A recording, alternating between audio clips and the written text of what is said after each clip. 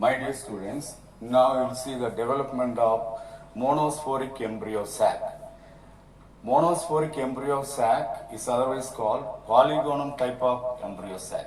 Here, only one megaspore out of four megaspores formed, three will be degenerated.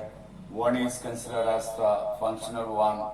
The one megaspore which is formed towards the chalazelian is considered as the functional megaspore. The functional megaspore develops into embryo sac, and within the embryo sac there are about 7 cells and 8 nucleus will be formed at the end. 8 nuclei will be formed at the end.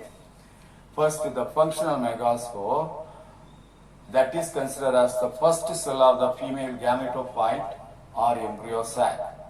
That functional megaspore elongates, this is the functional megaspore that will elongate towards the micropylar end and chalazelian.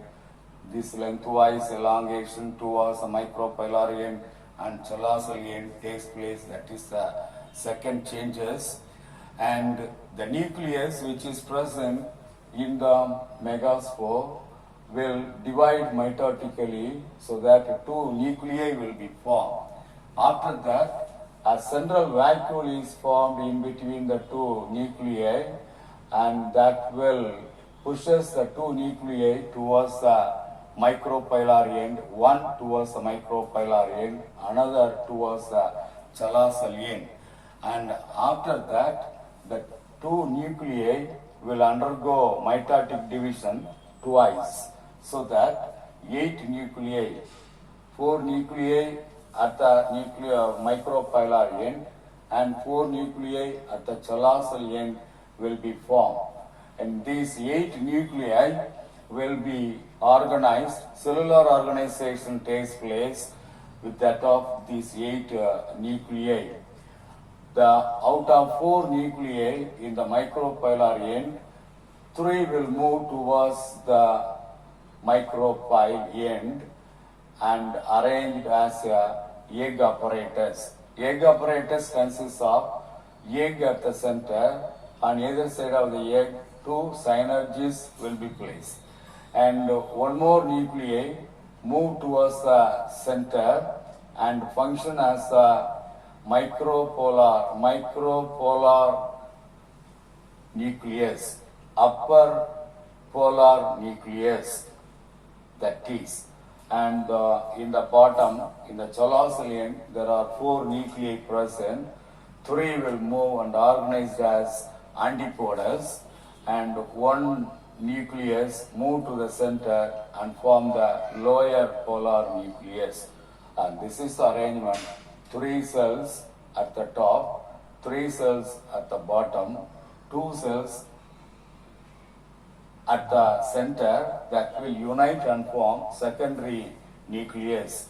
And so that totally 7 cells, 1, 2, 3, 4, 5, 6, 7. But the nuclei formed inside the embryo sac are 8. 1, 2, 3, 4, 5, 6, 7, 8. Totally 7 cells and 8 nuclei will be produced in the matured embryo sac. We have to consult about the functions of the synergies. Synergies will secrete chemotropic substance that help to attract the pollen tube. Number 1 function. Number 2, there are some special cellular thickenings can be seen in the synergies that will absorb the food material, nutrient content from the new cells and conduct the nutrient to the embryo sac. And that is the second function. Third one, synergies also guides the pollen tube into the egg. So that is considered as the third functions of the synergies.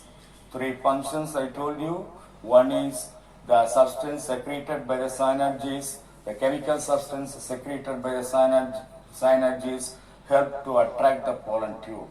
Second, the cellular thickenings, that is filiform apparatus of the synergies will help in the absorption of nutrients and conduct the nutrients to the new cell, to the embryo sac from the new cellus.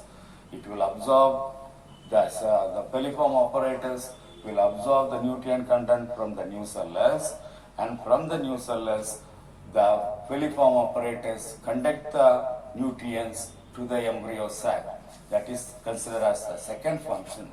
Third one, synergies also guides the pollen tube into the egg. That is the third function considered.